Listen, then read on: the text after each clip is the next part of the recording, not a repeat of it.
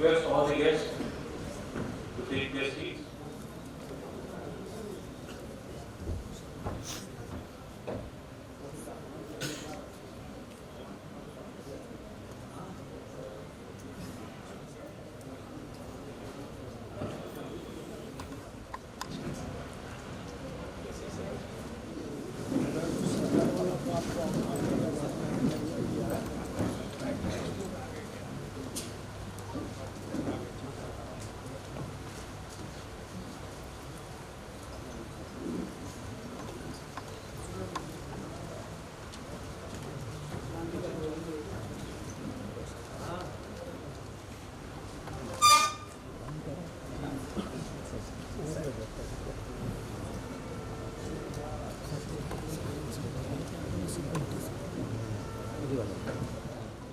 Johar, this is on behalf of Indian Association of Lawyers.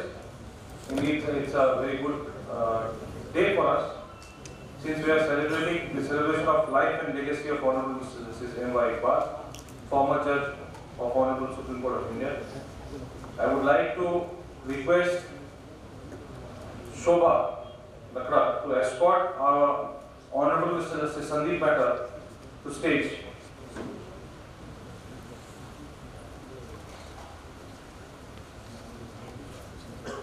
I would like to request Nalini Tete to escort our Honorable Mr. Justice M.S. Ramachandra Rao, the Chief Justice of Jharkhand High Court.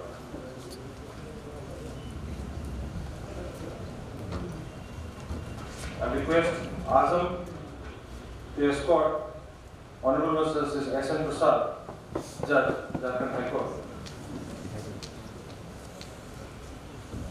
I request Preeti Embro to escort Honorable Mr. Justice Hon'ble Mukhopadhyay.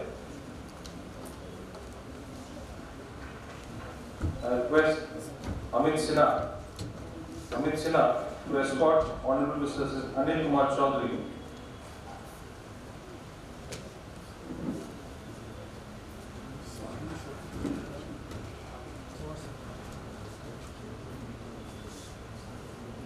I request Srimati Pooja to escort Honorable Mr. Justice Deepak Roshan.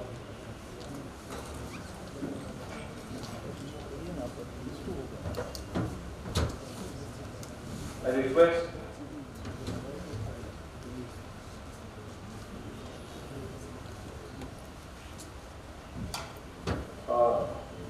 I just seek an apology for this. I request Shobha to escort Honorable Mr. Justice Anand Sen.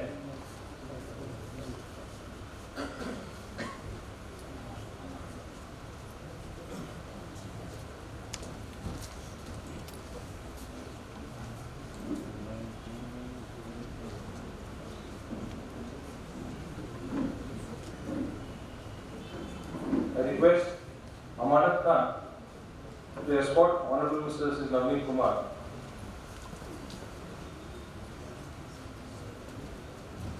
I request Preeti to escort Honorable Mr. Justice Ratnakar Mehra, former Judge, Jharkhand High Court.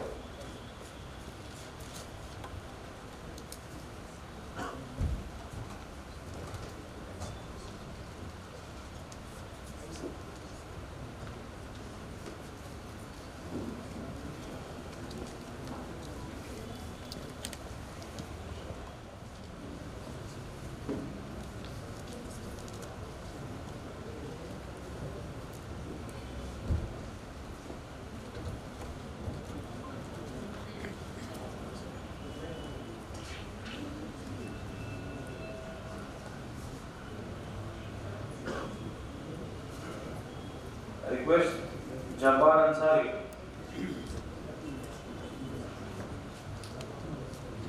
Jabbar Ansari. To come up with the bouquet and welcome our Honorable Mr. Justice Sandeep Mehta.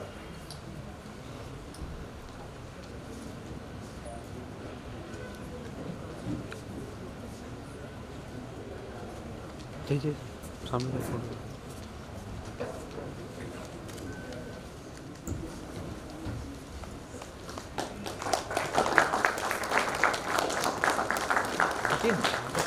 I request Ashish Kumar. welcome Honorable Mr. Justice Sir.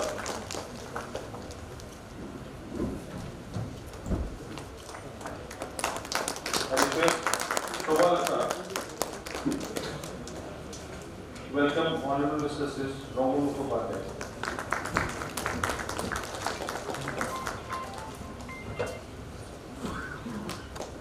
I request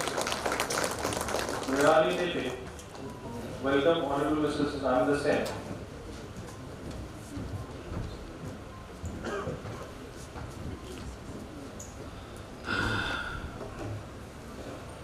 I request Ahbab Rashidi to welcome Honorable Mr. Hon'ble.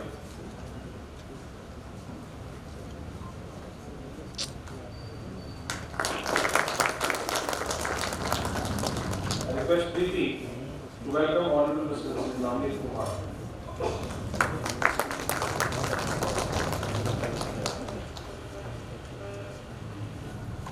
I request Amara Khan to welcome Honorable Mr. Deepak Roshan.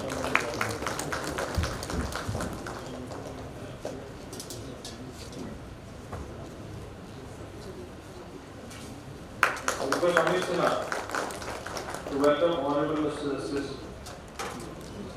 Ratakar Dhengra.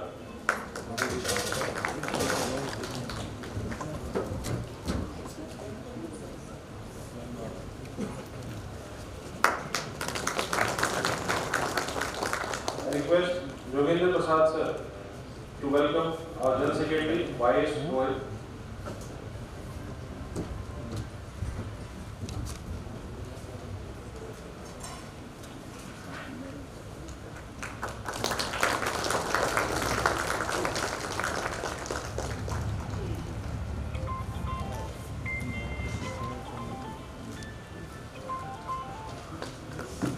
After the formation of the speech, we request our guest for the lighting of the lamp. Hello. I request if she can puja to Question answer. हाँ अच्छा ठीक है हम भेज देंगे। होने दीजिए इसको, हम भेज दे रहे निकाल के।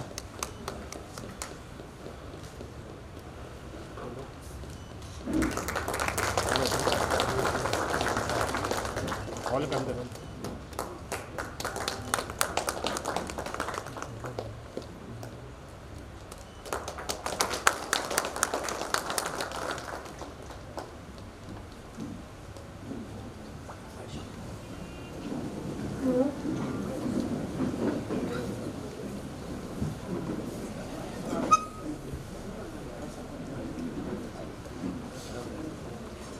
to state.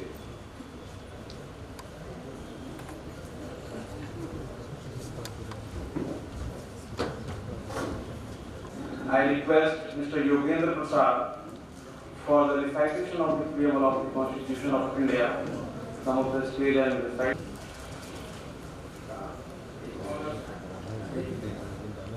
Good morning, Suprabhat, Johar. As per our tradition, we start our program with the recital of the preamble of the Constitution of India. So, I would request to recite the preamble of the Constitution.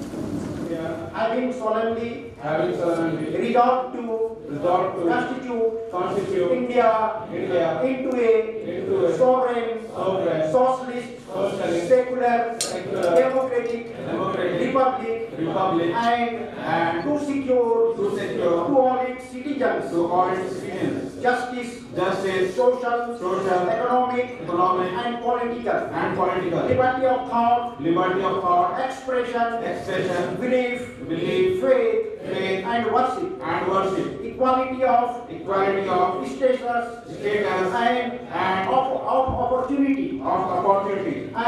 and to promote among them all fraternity, assuring the dignity of the individual and the unity and integrity of the nation.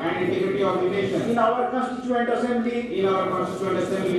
this 26th day of November, ourselves this Constitution. And now I request kindly take your seat.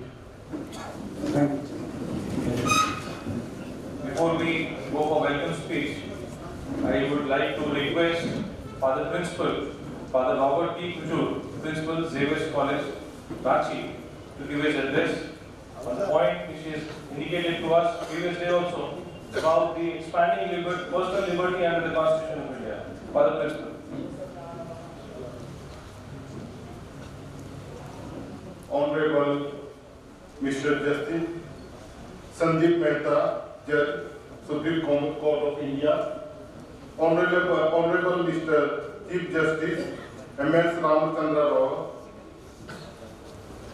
High Court, Jharkhand, Honorable Judges of Jharkhand High Court, lawyers from Indian Association, Jharkhand, friends from media, students, ladies and gentlemen, Johar and good morning. Hearty welcome in the temple of learning, that is St. Xavier's College, Ranchi. And the theme of the day is in front of you. And especially this theme is very much vibrant to our college, the starting of the college. Transformative constitutionalism and the right to a fair trial, expanding personal liberty under the Constitution of India.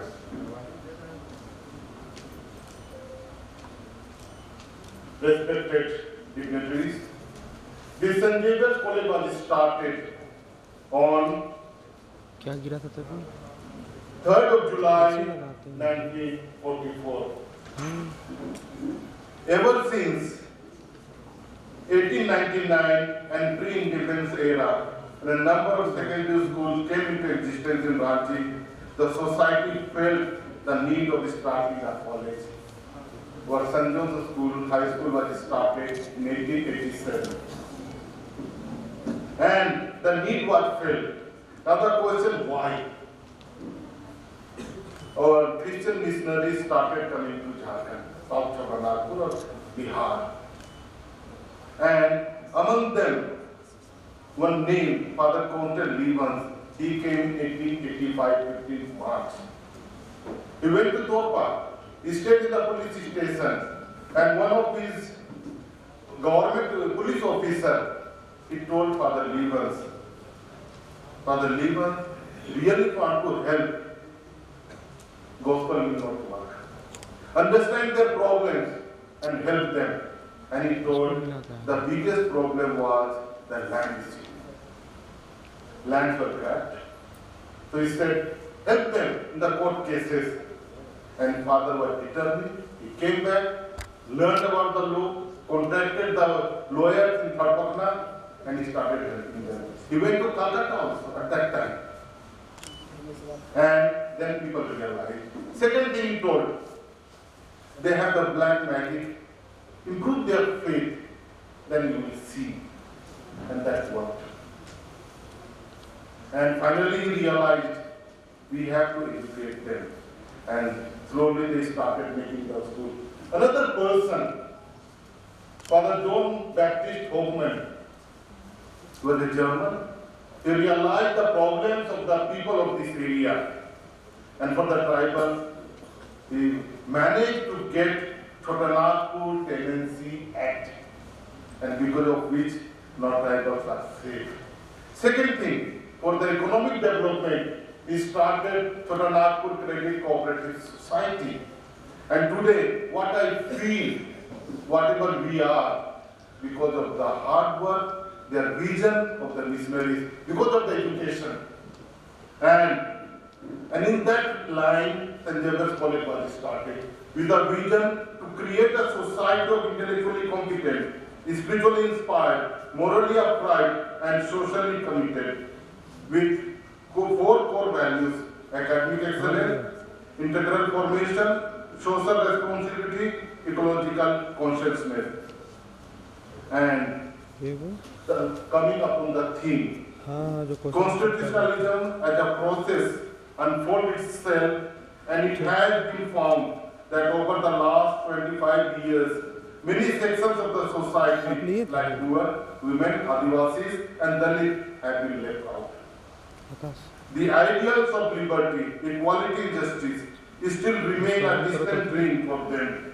Thus, the idea of transformative constitutionalism was developed to deliberately put efforts to empower the previously excluded section of the society with the help of their protection and socio-economic rights. And how I see this theme today, most of you are from Jharkhand are familiar with this photo. This is Birsa Munda Central Jail, Botwa, and I'm pleased to inform the August gathering. Since 2006, I'm offering my service there as a priest, as a chaplain. Every Sunday I go there to conduct the prayer service. I have seen their cry. I have seen their struggles. And I know. And the only thing I help them to have confidence, to trust God. I always tell them, Bhagwan ke ghar mein der ho sakta hai, der nahi. Kabhi hatash mat ho. Constitution is there, justice is there. And really, I have seen changes. They look for justice. They look for justice. And sometimes they feel bad when justice is delayed or something goes wrong. Therefore, it's my pleasure that all of you have come.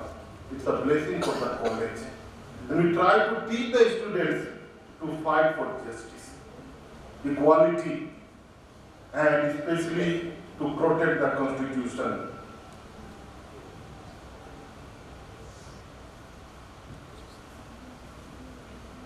Therefore today, as we gather here to deliberate and discuss the issue of transformative constitutionalism, the proceeding of these sessions shall play a very important role in facing the challenges of the 21st century, like increasing income inequality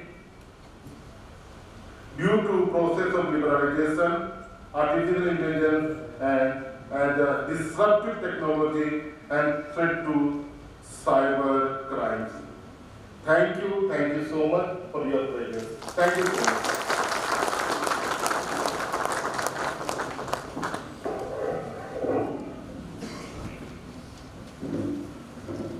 Now, I request Honorable Mr. Justice Ratnakar Mehra, former Judge, Jharkhand High Court, for a welcome speech.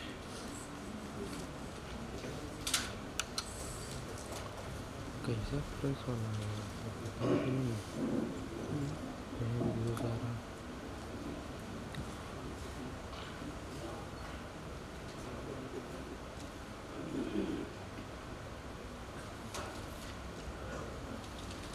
A very warm johar to all persons seated here today. I have been asked to do the welcome speech, and already I was also asked to say a little bit about the speech in the context of the celebration of life and legacy of Honorable Mr. Justice Eqbal. I'm not going to do all that because I'm conscious of the time of Honorable Justice from Supreme Court. I try to be as brief as possible. However, I would like to thank Indian Association of Lawyers for this wonderful program which they have been able to get together and the dignitaries that they have invited.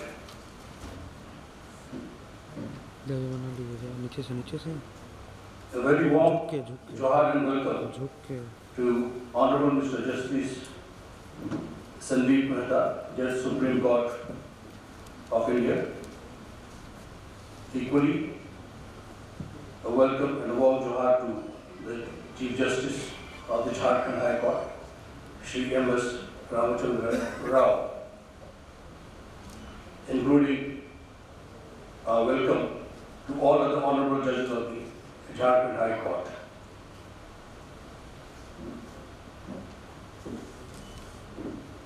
A warm welcome to our Advocate General, Mr. Rajiv Ranjan, who I do not see, but his name is on the program. I presume he will be attending. Mr. Rajendra Krishna, Chairman, Jharkhand State Bar Council. To Father Robert Pradeep Kujur, Principal of St. Xavier's College. Lohit Ji, who will be the General Secretary of the Indian Association of Lawyers, the organization which has organized this function today or celebration. Including, we welcome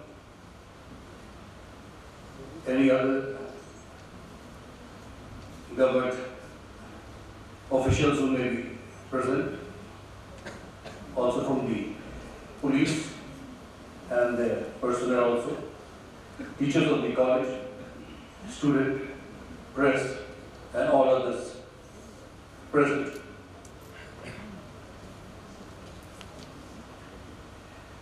We welcome with great enthusiasm Honorable Justice Sandeep Mehta, who has graciously accepted to attend and participate in today's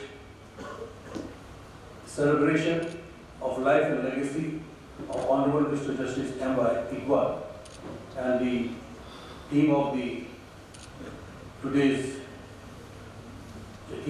which is in transformative constitutionalism and the right to a fair trial, expanding personal liberty under the Constitution of India.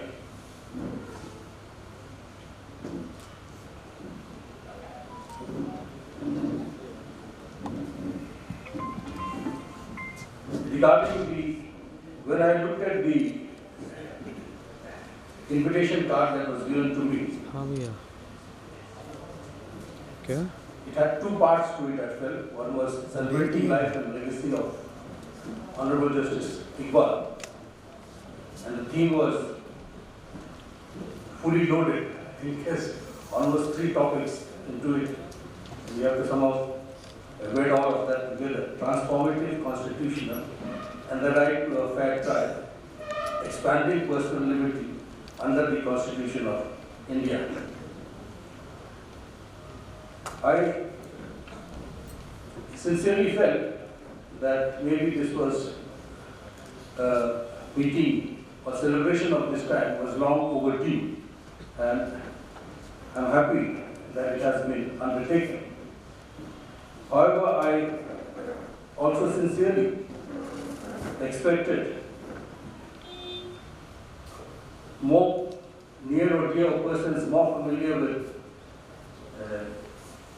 Justice Eqbal to be on the program that was given to me. Of course, our honorable justices are there. Justice Honorable Sandeep Mehta will also be taken. But from Jharkhand, maybe after the second part of the program, many more people, because a program of this nature, I think, would like certain memories to be brought alive. And that can be better done by people who are more familiar with Justice Eqbal. And I'm sure the organizers will take that into account. Therefore, I do not want to dwell so much into that aspect of the program, though I have one particular aspect which I believe I might share later on in the program. So having said that, once again, a very warm welcome and johar to all attending. Thank you.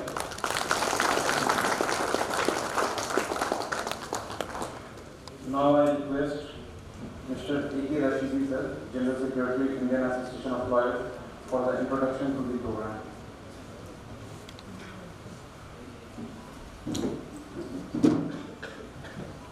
Honorable Mr. Justice Sandeep Mehta, Judge, Supreme Court of India, Chief Guest, Honorable Mr. Justice M.S. Ramachandra Rao, Chief Justice of Jharkhand High Court, distinguished guest, Honorable Mr. Justice Sujit Narayan Prasad, Honorable Judge, Jharkhand High Court, Honorable Justice Anil Kumar Chaudhary, Honorable Judge, Jharkhand High Court, Honorable Justice Rundan Mukhopadhyay, Honorable Judge, Jharkhand High Court, Honorable Mr. Justice Ananda Singh, Honorable Judge, Jharkhand High Court, Honorable Rajendra Krishna, Chairman, Jharkhand State Bar Council, Mr. Y.S. Lohit, National General Secretary, Indian Son of Lawyer, Manu Mirdul, Advocate, Supreme Court of India, Honorable Mrs. Ritu Puri, Advocate, Supreme Court of India, and all dignitaries and distinguished guests. Esteemed members of the legal fraternity and friends, it is with great honor and reverence that we gather here today to celebrate the life and legacy of an extraordinary jurist, Honorable Mr. Justice M.Y. Eqbal, former judge of the Supreme Court of India. His contribution to the field of law have left an indelible mark of our nation's judicial landscape and continue to inspire generation to generation. Justice Eqbal's journey in the legal world began with the steadfast commitment to justice and an unwavering dedication to upholding the rule of law. Throughout his illustrious career, he epitomized the values of integrity, wisdom, and compassion. His judgment reflected a deep understanding of the human condition and unshakable belief in the principle of justice and fairness. Justice M.Y. Eqbal, who served as a judge of Supreme Court of India, played a significant role in expanding the scope of personal liberty under the Constitution of India. His judgment often emphasized the importance of the fundamental right, the protection of individual liberties. One of his notable contributions was his interpretation of Article 21 of the Constitution of India, which guarantees the right to life and personal liberty. Justice Eqbal's judgment expanded the understanding of this article to include a wide range of rights, such as the right to live with dignity, the right to privacy, and the right to a fair trial. In case of like Rangila Barma versus State of Jharkhand, Justice Eqbal allowed a minor girl to live with her husband, highlighting the importance of personal autonomy and the right to make personal choices. His judgment often reflected a progressive approach to constitutional law, ensuring that the rights of individuals were protected against arbitrary state action. Justice Eqbal's legacy is marked by his commitment to upholding the rule of law and ensuring that the Constitution remains a living document that adapts to the changing needs of society. Today, as we celebrating his legacy, it is fitting that we reflect on the theme transformative constitutionalism and right to a fair trial. Justice Eqbal's work exemplified these ideals as he consistently sought to interpret and apply the Constitution in ways that promoted justice, equality, and human dignity. He understood that the Constitution is a living document meant to evolve with the changing needs of society, and he used his judicial acumen to ensure that it remained a powerful tool for social transformation. Justice Eqbal was a staunch advocate for the right to a fair trial, recognizing that it is the cornerstone of a just legal system. He believed that every individual, regardless of their background or circumstances, deserve a fair and impartial hearing. His judgment in this regard has set important precedents and continue to serve as guiding principle for the judiciary. One of Justice Eqbal's most notable contribution was his emphasis on the protection of fundamental rights and the empowerment of marginalized communities. He believed that the laws would be a force for good, a mean to uplift the downtrodden and ensure that justice is accessible to all. His landmark ruling in cases related to human rights, social justice and equality have had a profound impact on our society and continue to resonate with us today. As we honor Justice Eqbal's memory, let us also commit ourselves to carry forward his legacy. Let us strive to be torchbearer of justice, upholds of the Constitution, and champions of the right to a fair trial. In doing so, we will ensure that his vision of a just and equitable society is realized and that his contribution to the legal profession are remembered for generations to come. In closing, let us remember the word of Justice Eqbal himself. The true essence of justice lies not in the letter of the law, but in the spirit. It is our duty to ensure that the law serves as a beacon of hope and shield for the oppressed. Thanking you.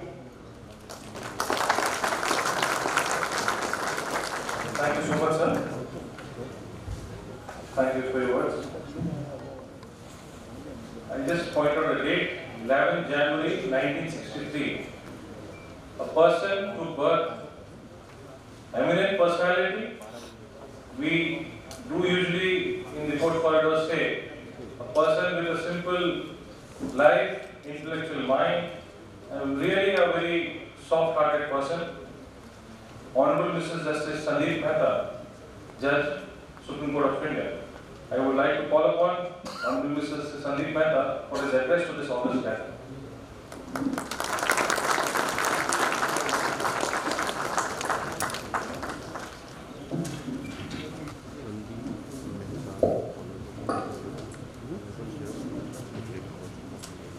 Johar to all of you. Honorable Chief Justice of the Jharkhand High Court, Justice N.G. Ramchandra Rao, my brother judges of the Jharkhand High Court, Justice Eqbal Mehta, former judge of the Jharkhand High Court, Father Robert, principal of the St. Xavier's College,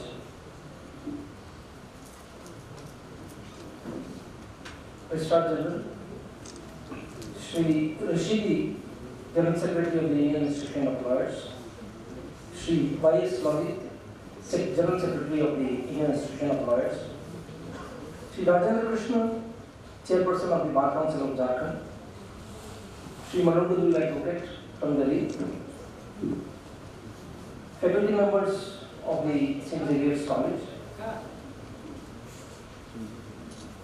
esteemed members of the legal fraternity, dear students, members of the media, ladies and gentlemen. Today, we all have gathered to honor and celebrate the remarkable legacy of one of India's most distinguished jurists, Honorable Justice M.Y. Eqbal. Justice Eqbal's contribution to the Indian jurisprudence, particularly in the realm of liberty and freedom, have left an indelible mark on our constitutional democracy. Justice Eqbal's journey to the Supreme Court exemplified the very principles he championed throughout his career: merit, dedication, and an unwavering commitment to justice. Rising from the Jharkhand High Court to the Supreme Court of India, his judicial philosophy was marked by a profound understanding of the Constitution and its vital role in expanding the horizons of personal liberty. Born on February 13, 1951, in a middle-class family, Justice Eqbal's story is a testament to the power of grit, determination, and intellectual pursuit. His educational journey began at the Ranchi Zilla School, where he completed his schooling in the year 1967. Justice Eqbal decided to pursue law after obtaining a degree in science from the Ranchi University. In 1974, he achieved what was then a rare distinction, graduating with the first class and securing a gold medal in law from the Ranchi University.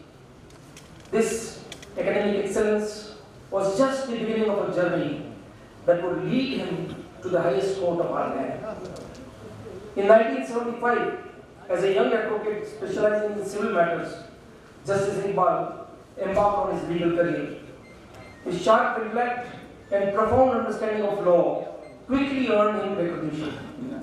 Within a remarkably short time, he became the preferred counsel for numerous banks, insurance companies, and financial institutions, a testament to his exceptional legal acumen and trustworthiness.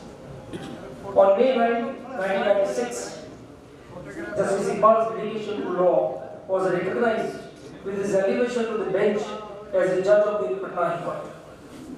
Following the creation of Jharkhand state, he shifted base as a judge of the Jharkhand High Court in the year 2000. His contributions extend far beyond regular judicial duties. As chairperson of the Jharkhand Human Rights Commission, as the executive chairman of the Jharkhand State Legal Service Authority, he demonstrated his commitment to human rights and access to justice.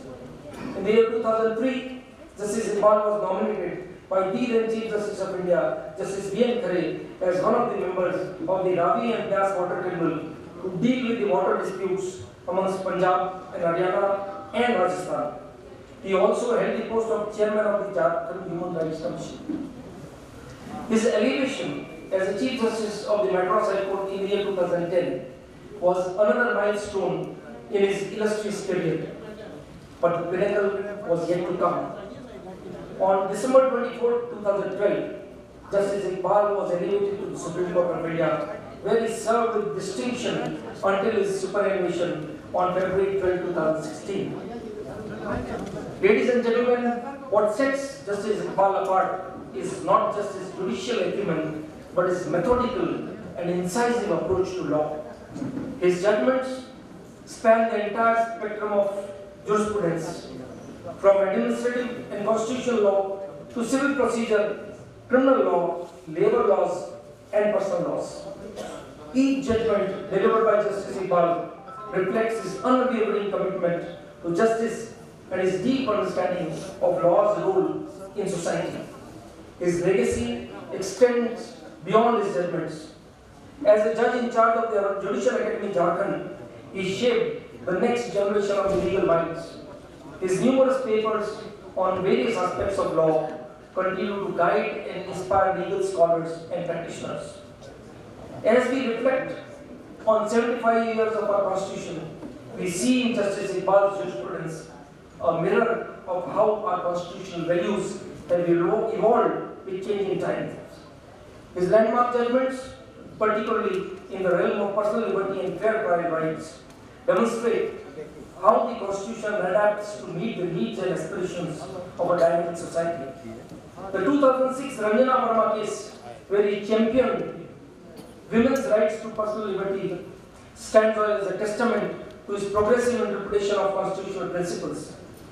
During his tenure at the Jharkhand High Court, Justice Eqbal, in the case of Principal Chief Conservator of Forest versus Motai Jojo, noted, and I quote, Article 21 of the Constitution of India ensures that no person of our country shall be deprived of his life or personal liberty except in accordance with the procedure established by law.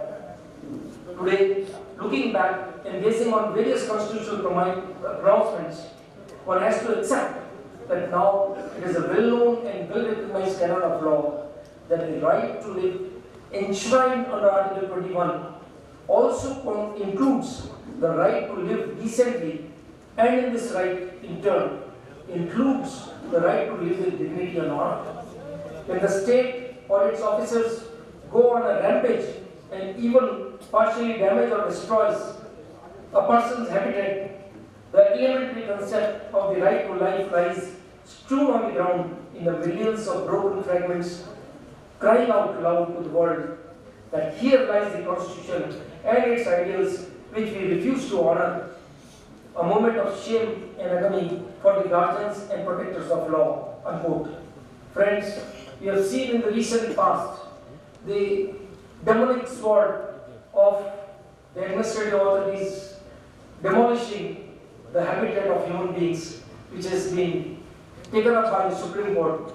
Justice Eqbal recognized this plight way back in the year 2006. In the case of, after his elevation to the Supreme Court, in the case of Patel Mahesh Bhai, Justice Eqbal, while criticizing the trial court for failing to perform its duties to reach the real truth and to convict the accused, began the judgment as, and I quote, "This is an exceptional case where this court has taken a serious note the way the sessions judge disposed of the sessions case within a period of 9 days."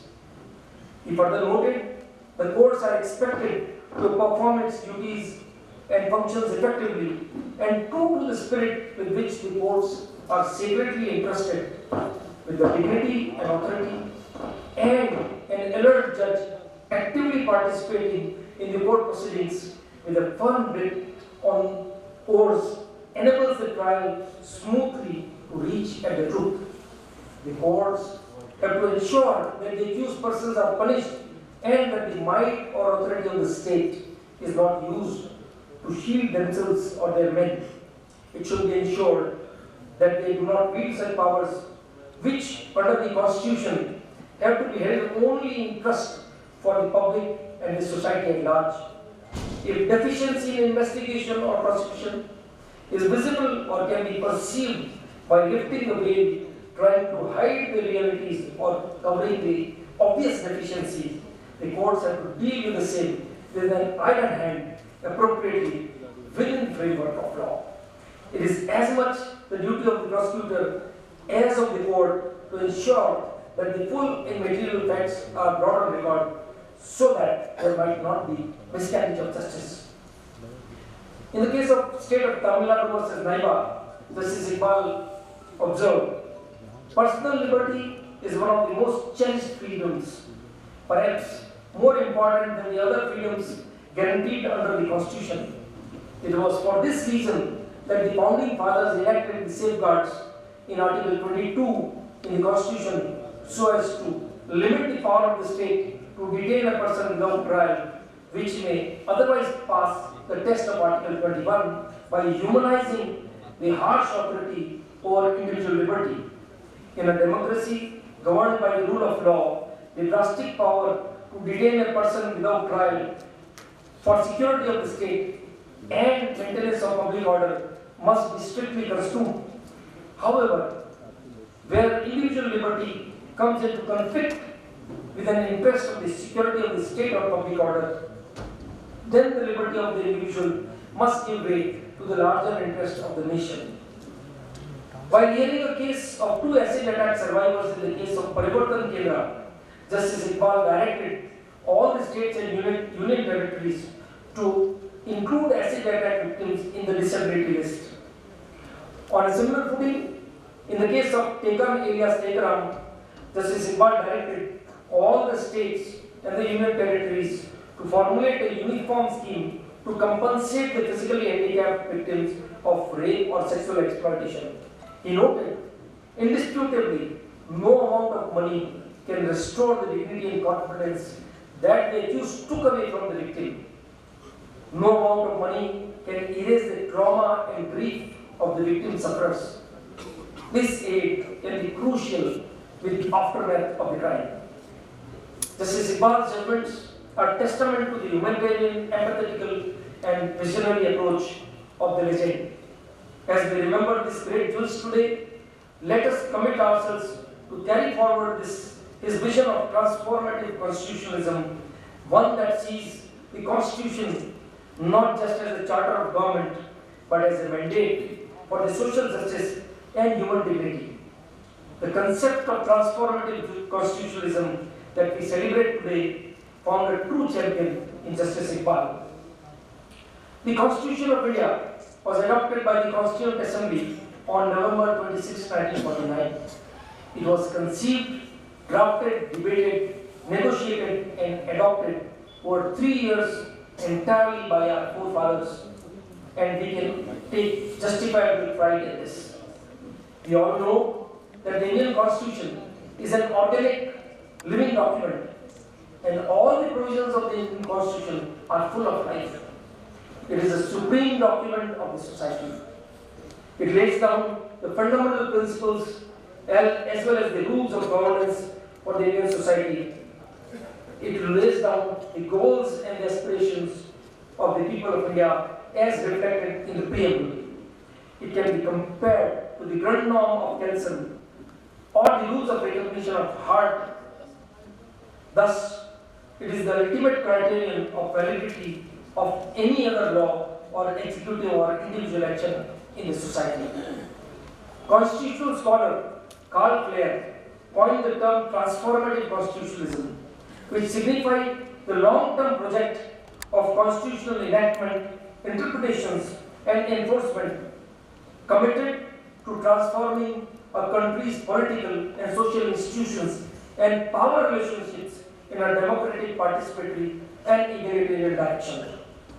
Thus, at its core, the ideology of transformative constitutionalism holds a promise and an aspiration to transform. The Indian society adheres to this concept to embrace in letter as well as in spirit the constitutional ideals of justice, liberty, equality and fraternity as set out in the preamble. This expression is thus best understood through a pragmatic lens and staying in touch with the current realities. In the words of former Deputy Chief Justice of South Africa, Dikong Mosengeke, the term transformative constitutionalism means it is perhaps in keeping with the spirit of transformation that there is no single understanding of transformative constitutionalism. Transformative constitutionalism means an infusion of the values of liberty, equality, fraternity and unity in the social order. The basic purpose of the Constitution is to transform the society for the better. That is progressive and inclusive. This objective is a fundamental pillar of transformative constitutionalism. If there is a collusion between social evils and the Constitution, then the society has to be transformed. It means constitutional morality prevails over societal morality. The Constitution will keep adjusting according to the changes in the society, but the essence of the Constitution shall never change. It may evolve with time. The basic principles of the Constitution exemplify the transformative goals, that is, secularism, liberty, gender justice, and so forth. Friends, transformative constitutionalism is always against the concept of rigidity. It plays a vital role in the transformation of the society and protecting the basic principles of the Constitution. Its value system, as we know, we can't compromise. The Indian Constitution is not merely a static document of governance. It is a living instrument of social transformation. Transformative constitutionalism represents our Constitution's aspiration to transform the Indian society by challenging deeply the entrenched inequalities and promoting substantive equality and human dignity. Our Constitution is not only a living document, but also a means to steer towards the path of advancement. It is in this backdrop that the Supreme Court, the 9th judgment of the Supreme Court in Keswanand Bharati, noted our Constitution is unique apart from being the longest in the world. It is meant for the second largest population, now the first largest population I would say, with diverse people speaking different languages and professing varying religions. It was chiseled and shaped by great political leaders and legal luminaries, most of whom had taken an active part in the struggle for freedom from the British yoke and who knew what domination of a foreign rule meant in the way of deprivation of basic freedoms and from the point of view of the exploitation of millions of Indians. The Constitution is an organic document which must grow and it must take stock of the vast socio-economic problems, particularly of improving the lot of common man consistent with dignity and the unity of nation. Our constitutional framework was deliberately designed to bridge the gap between the constitutional ideals and the social realities. The Constituent Assembly, led by Dr. B.R. Ambedkar, envisioned a document that would not only guarantee rights but actively work towards social revolution. This philosophy has found its strongest expression through the interpretation and application of Article 21 of our Constitution. Article 21 is at the heart of the Constitution. It is the most organic, dynamic and progressive provision in our living Constitution. This seemingly simple provision has become the foundation for protecting a vast array of fundamental rights through judicial interpretation. Article 21, friends, protects all persons who are deprived of their life or personal liberty by the state. Unlike Article 14 and Article 19, it is not limited to the citizens of our country. It is the purest and reformist provision in our Constitution and is valid for every citizen of India as well as for foreign citizens. Now its interpretation has been expanded even beyond the human beings. Rivers, forests and natural resources have been brought under its umbrella. Article 21 secures two rights, right to life and right to personal liberty. The exception to this protection is contained in four very significant words appearing at the end, namely, procedure established by law. These four words have been borrowed by the framers of our Constitution from the Japanese Constitution, which was promulgated on November 3, 1946 after the World War II and came into effect on May 3, 1947. Interestingly, these words got preference over the phrase due process of law, which was incorporated in the United States Constitution through the 5th and 14th Amendments. The Constituent Assembly passed the Article 21, which was earlier the Article 15, which provided that no person shall be deprived of his life or liberty without the due process of law. But with greater debate, ultimately, the drafting committee recommended two improvements to Article 21. First, the inclusion of the word personal before the word liberty, and second, the replacement of the expression without due process of law with except according to the procedure established by law. The drafting committee passed the second amendment because it believed that the word due process was exploited in the American legal system. Finally, the Article 21 was adopted in the following words. No person shall be deprived of his life or personal liberty except according to a procedure established by law. The right to life is undoubtedly the most fundamental of all rights.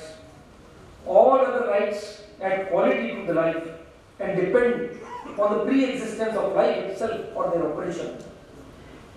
As human rights can only attach to living beings, one might expect the right to life itself to be in some sense primary, since none of the other rights would have any value or utility without it. There would have been no fundamental rights worth mentioning if Article 21 had been interpreted in its original sense. Life in Article 21 of the Constitution is not merely the physical act of breathing. It does not connote mere animal existence or continued drudgery through life. It has a much wider connotation, including the right to live with human dignity, the right to livelihood, the right to health, the right to pollution-free air, and now the right to education. The right to fundamental life is fundamental to our very existence. Without this life, we cannot live as human beings. It includes all those aspects of life which make a man's life meaningful, complete, and worth living. It is the only article in the Constitution that has received the broadest possible interpretation. Thus, the bare necessities, minimum and basic requirements for a person form the core concept of the right to life. The transformation of Article 21 represents perhaps the most remarkable example of judicial creativity in Indian constitutional law. From its initial narrow interpretation in Eqbal versus State of Madras to Prabir Purkhais, as I would say, understanding of Article 21 has undergone a revolutionary change. The right to fair trial, though not explicitly enumerated in the Constitution, it has been read into Article 21's guarantee of life and personal liberty through progressive judicial interpretation. That is why we have interwoven the subject in this case. The evolution of fair trial rights in the country represents a remarkable journey of judicial interpretation and constitutional development. This evolution exemplifies transformative constitutionalism in action. Now, I will try to take you through the progression of this transformation through judicial activism. The restrictive interpretation in A.K. Gopal was later on overruled with a transformative shift in Maneka Gandhi, wherein the Supreme Court asserted that Articles 19 and 21 are not isolated compartments. Rather, the concept of personal liberty under Article 21 encompasses a broad spectrum of rights, some of which are enshrined under Article 19, affording them additional protection. Importantly, it was provided that any law falling under Article 21 must meet the requisites of Article 19 as well.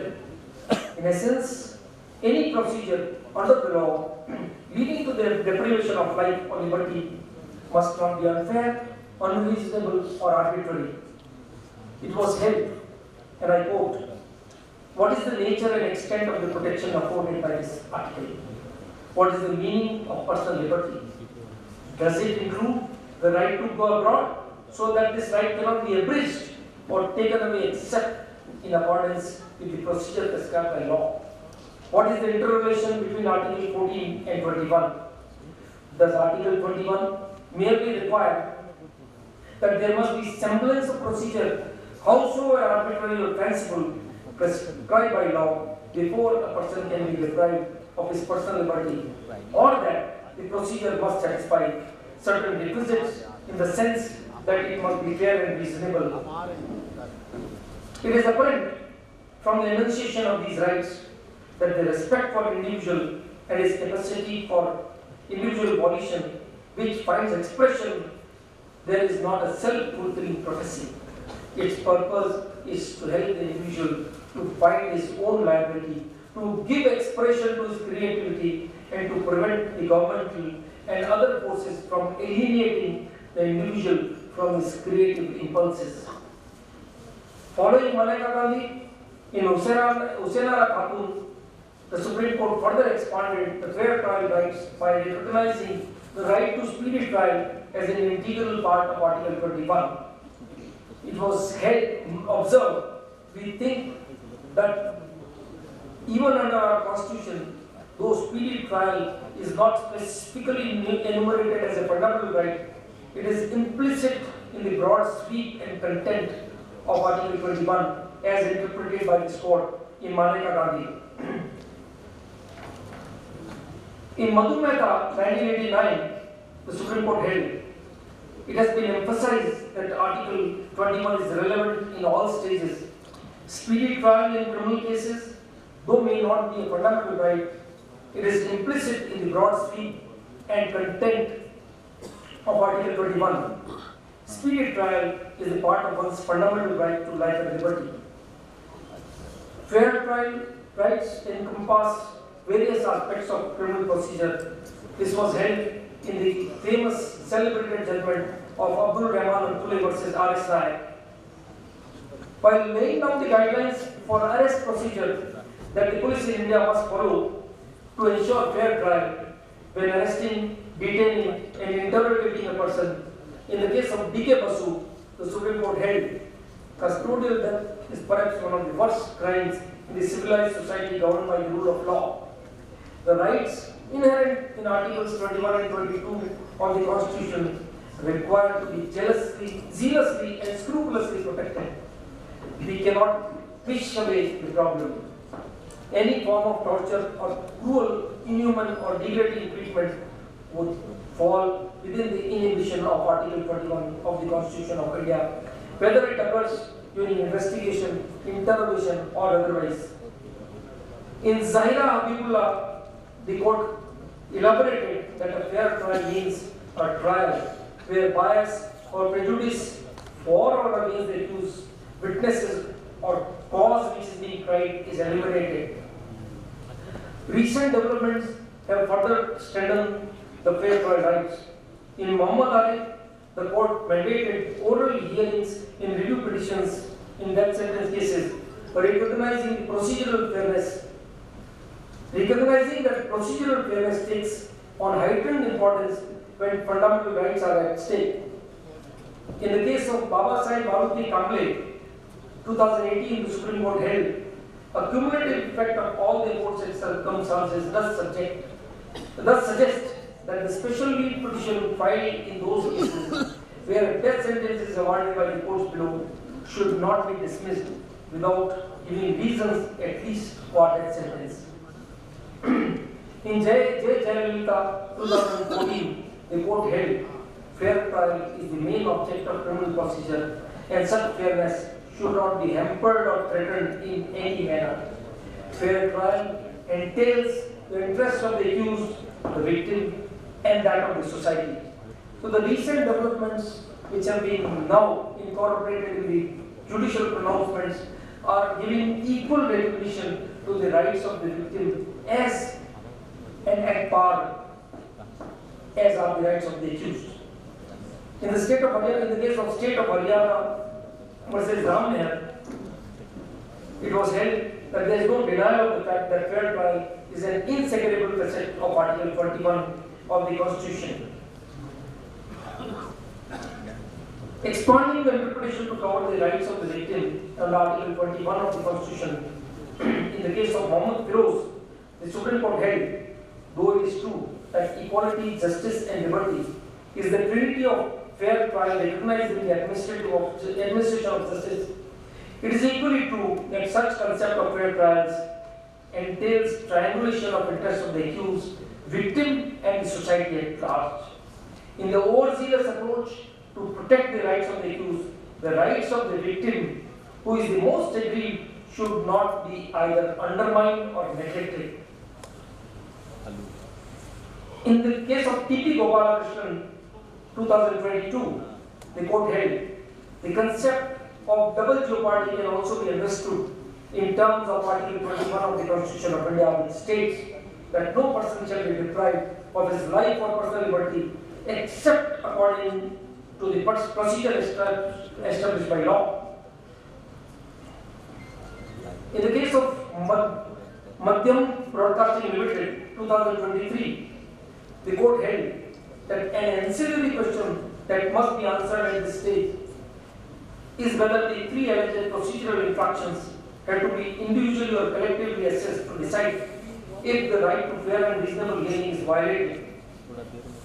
After the judgment in Maneka Gandhi, where this court prioritized the process and the effect of the process as opposed to the outcome and the objective of the outcome, it is sufficient if the affected party proves that the procedure that was followed by the adjudicating authority was not procedurally fair and reasonable without any reference to the impact on the outcome due to the non-compliance. Recently, the right to fair trial and personal liberty was further expanded by the Supreme Court in the case of Prabir Purkais, of which I was also a part of the bench, wherein, while emphasizing on the protection of Article 21 of the Constitution of India, it was held The right to life and personal liberty is the most sacrosanct fundamental right guaranteed under Articles 20, 21 and 22 of the Constitution of India. Any attempt to encroach upon this fundamental right has been frowned upon by this court in a catena of decisions. The court examined the distinction between grounds of arrest and reasons for arrest and noted that the grounds of arrest must contain specific details justifying the arrest and be personal to the accused, whereas the reasons for arrest are general parameters such as preventing further offences or ensuring proper investigation. Following the rationale and interpretation of Prabir Purkais, in a latest judgment in the case of Vihan Kumar, the Supreme Court held, thus the requirement of informing the person arrested of the grounds of arrest is not a formality but a mandatory constitutional requirement. In Sunita Devi 2024, the court held a fair trial is the heart and soul of criminal jurisprudence. The principle of democracy lies in a fair trial. It is not only a statutory right but also a human right which would be violated when the safeguards provided under the statute are not followed. The absence of a fair trial would seriously impair and violate the fundamental rights guaranteed under Articles 14 and 21 of the Constitution of India. What is important to be seen is the existence of failure of justice, which is obviously one of the facts. A mere violation per se would not vitiate the trial, especially when the degree of substantivity exhibited in a statute is minimal. The right to fair hearing is a part of Article 21 of the Constitution of India. A trial should be a real one and therefore not a mere pretense. There shall never be an impression over the decision of the court that it has a predetermined and a prejudged notion about a case even before commencing the trial, or else such trial would become an empty formality. The evolution of fair trial rights exemplify the transformative nature of the India's constitution. Through progressive interpretation, the courts have transformed what was initially a mere procedural requirement into a comprehensive set of rights that protect individual liberty and ensure justice. This transformation reflects the Constitution's roles as a document that adapts to the society's evolving needs while preserving fundamental principles of justice and fairness. As we move forward, several challenges demand our attention. The backlog of cases threatens the right to a speedy trial. We must innovate to address this while maintaining procedural fairness. Recently, the Supreme Court in the case of Arvind Kejriwal underscored the misuse of arrest powers, highlighting that such actions should not be wielded as instruments of control but must be based on demonstrable necessity. Prolonged and unjustified detentions amount to violation of presumption of innocence and deny the accused individuals of their right to a fair trial. The broader implications of this issue extend beyond an individual case, placing investigative agencies under scrutiny for their unchecked authority. When arrests are used strategically rather than a necessity for investigation, the constitutional guarantee of dignity is compromised. So friends, the way forward, as I contemplate, is to truly realize the transformative potential of our constitution in the context of fair trial rights. The following measures can be considered: systematic reform of criminal procedure to reduce the delays while enhancing fairness, investment in judicial infrastructure and human resources, development of technology-enabled justice delivery systems, enhanced focus on legal literacy and awareness, strengthening alternative dispute resolution mechanisms, and so forth. The journey of Article 21, guided by the philosophy of transformative constitution, represents the triumph of judicial wisdom in expanding the scope of fundamental rights. It demonstrates how a constitution can be interpreted dynamically to meet the evolving needs of the society while remaining true to its core values. In conclusion, I would say the legacy of Justice M.I. Eqbal reminds us that transformative constitutionalism is not merely an academic concept but a living reality that breathes life into our constitution. Justice Eqbal's profound contributions to the constitutional jurisprudence, particularly in expanding the horizons of Article 21, continue to illuminate our path forward. As we stand at this crucial juncture in our nation's journey, we must remember that the true measure of our constitutional democracy lies not just in the words enshrined in the Constitution, but in how we interpret and apply and protect the rights and dignity of every citizen. My deepest gratitude to the Indian Association of Lawyers to have reignited my thoughts about my late uncle, Sri Madhukar, senior advocate, who remained connected with the association lifelong. Sri Madhukar was a pioneer in the field of transformative constitutionalism and the development of interpretation of the constitutional provisions through judicial activism. His life story is another inspiration for all of us. Let us carry forward Justice Eqbal's vision of a just and equitable society where personal liberty and dignity are not mere aspirations but fundamental guarantees. The transformative power of Article 21, as shaped by constitutional courts over decades, remains our strongest tool in ensuring that the promise of justice reaches every corner of our diverse nation and to the last man standing. Let his memory inspire us to continue this noble endeavor of making our Constitution a living force for positive changes in the life of every citizen. Thank you, Jai Hind. I, Subhash Chandra Soren, on behalf of the Indian Association of Lawyers and on my personal behalf, with deepest gratitude to Hon'ble Mr. Sandeep Mehta. I thank you for your wonderful address, sir. Indeed, transformative constitutionalism is not to diffuse each other, rather to infuse each other with particular concept, and then the life and society can go beyond what we think for. I request Afaq Rashidi to take over the line. I request Mr. Eqbal to present a memento to our chief guest, Honorable Mr. Justice Sandeep Mehta.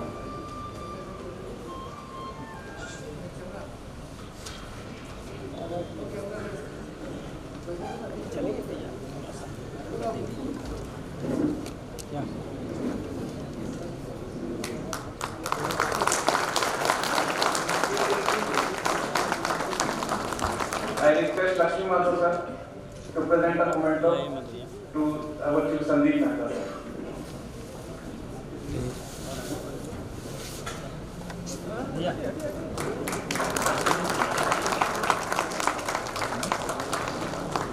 I request Azhar Ahmad Khan to present a memento to Honorable Mr. Justice Sujit Narayan Prasad. हम लोग भी वहीं आ जाएंगे ये है वो भाई सामने से भाई साहब का उनको बोलिए तो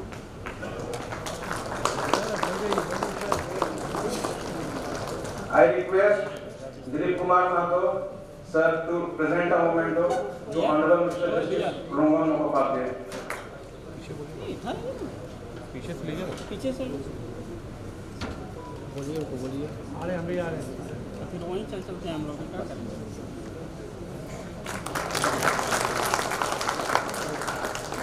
I request Mr. Brenda Burman to present a memento to Honorable Mr. Justice Ananda Sen.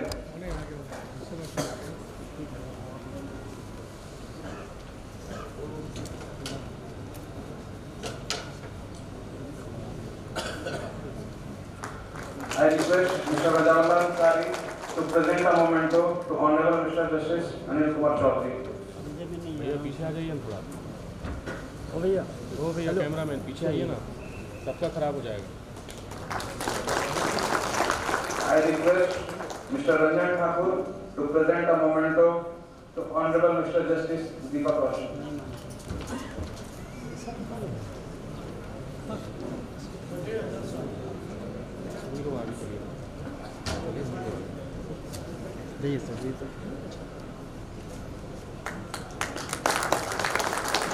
request Mohammed Zaid Ahmed to present a memento to Honorable Mr. Justice Navneet Kumar.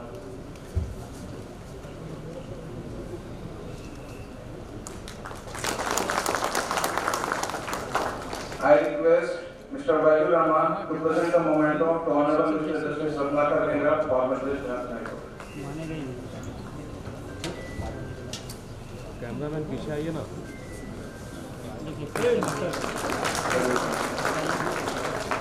चलिए आगे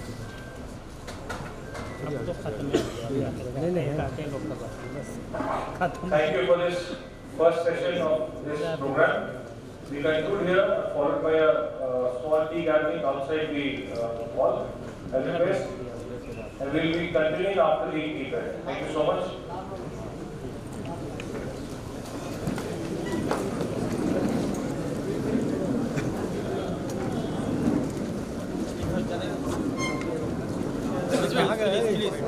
हटा लीजिए समझ गया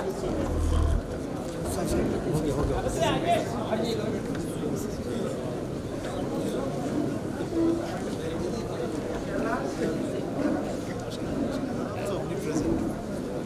24 घंटे बाद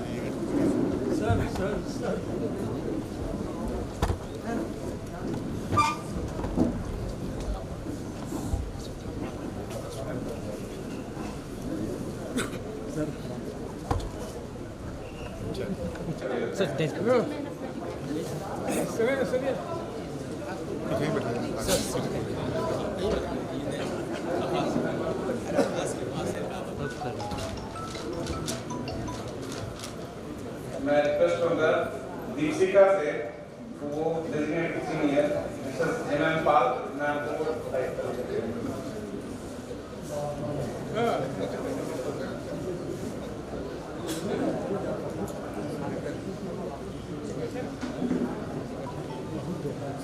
on there I see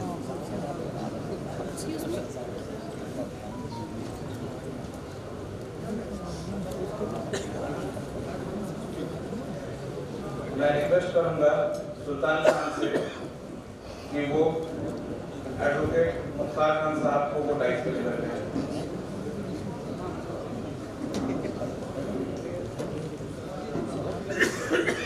Mukhtar Khan से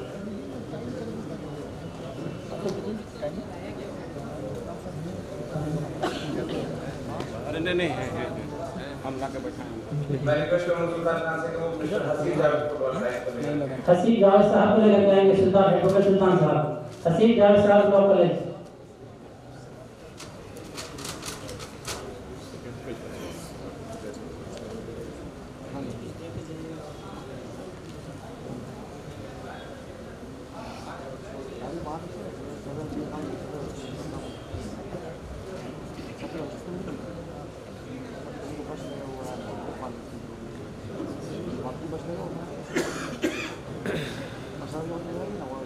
मैं रिक्वेस्ट करूंगा मिस्टर एके झा सर कि वो हमारे गेस्ट को फैसिलिटेट करें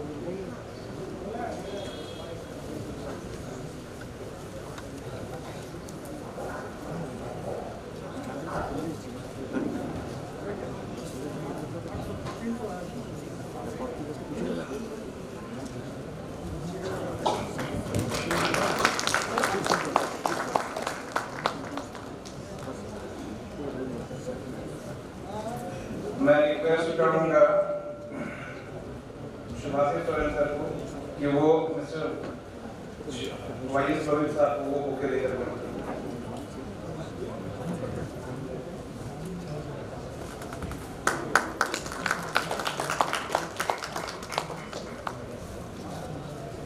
मैं रिक्वेस्ट करूंगा मिस्टर आसिफ खान साहब को कि वो एक रश्मि साहब को बुके लेकर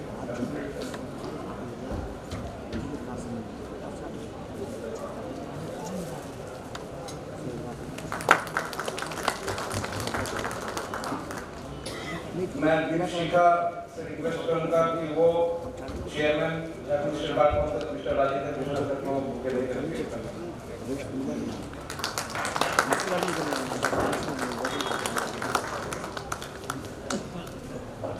मैं रिक्वेस्ट करूंगा शोभा से कि वो ऋतुपुरी नाम को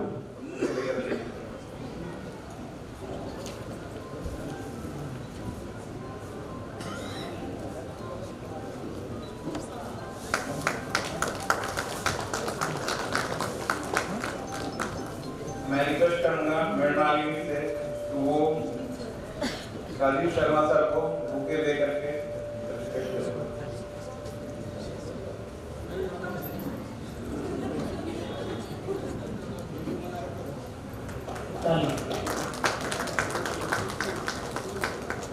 मैं इस प्रीति से रिक्वेस्ट करूंगा कि वो Sachin Kumar sir additional advocate general bouquet देकर सम्मानित करें।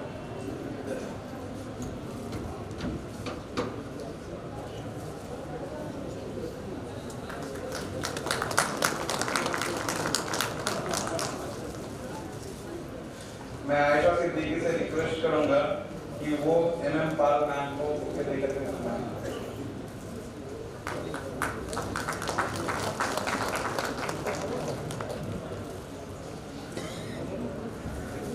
मैं सरफराज साहब से रिक्वेस्ट करूंगा कि वो जावेद साहब को बुके देकर के सम्मानित करें। एडवोकेट सरफराज जावेद हबीब साहब को बुके देकर के सम्मानित करेंगे।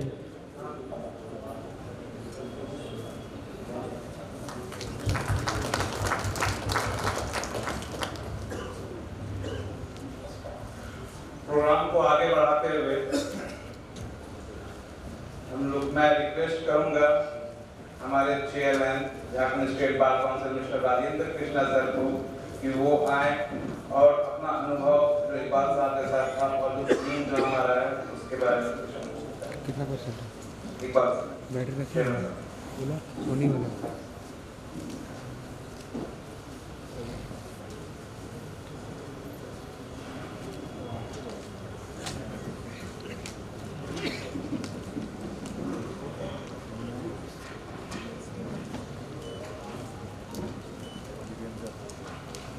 Good afternoon, सबको मेरा जोहार।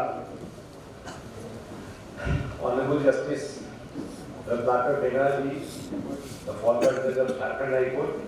For us, he is continuing to be a judge.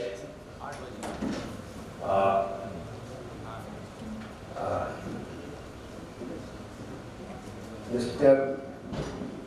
Nasiri Bhai, Mr. Y.S. Lohit,